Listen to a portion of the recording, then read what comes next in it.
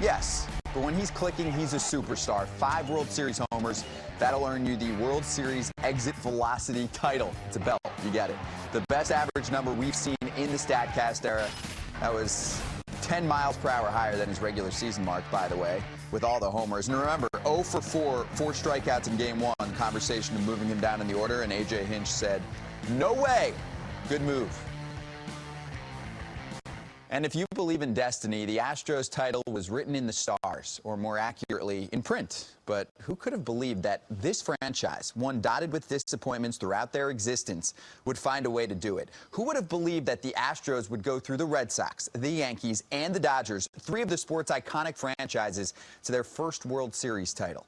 A road long and winding has finally reached its destination. Here's Robert Flores.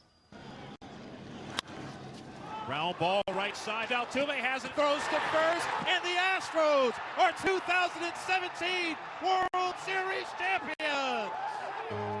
This one is for the Astrodome, Tal's Hill, and for anyone who wore those gloriously hideous rainbow uniforms.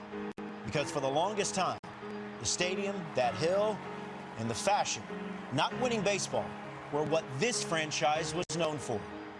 This one is for 1980 and 86. The New York Mets have won the 1986 National League pennant. Sadness, disappointment, fatigue, you name an element, and it exists. For 97, 98, and 99. For 2004 and 2005.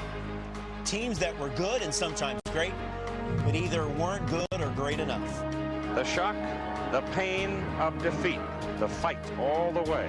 And the disappointment that you see, the gloom in that Houston dugout, so understandable. This one is for J.R. Richard, for Don Wilson, and for Dickie Thon.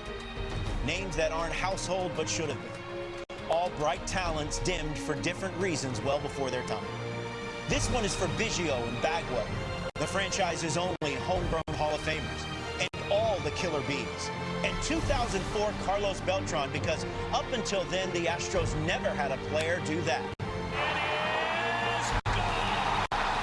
Beltran has tied Barry Bonds for the most home runs in a single postseason.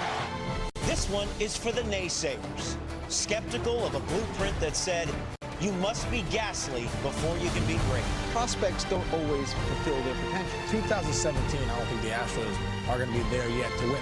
It's for the people that believe the right pieces can fit together, despite being different shapes and sizes. Oh, Hall of Famers, current and future, tried to bring a World Series banner to Houston, but failed. Instead, the winning formula was a perfect blend of dynamic talent, youthful swagger, and sage veteran experience. This one is for the people of Houston, a city that's hurting right now and it's going to continue to hurt for a long time.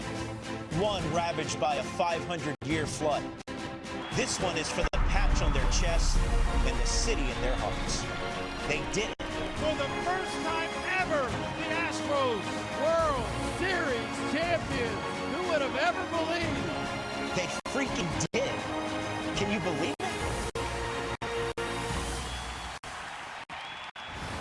That is one happy man on the voiceover. And to celebrate the Astros winning the World Series just today, Topps now created these new baseball cards featuring the Houston Astros, including MVP George Springer. These exclusive cards will only be available on Topps.com until 11:30 a.m. Eastern Time on Friday. After that, they will never be available again. And I mentioned how they went through 3 iconic franchises. They also went through the top 3 payrolls to get to the World Series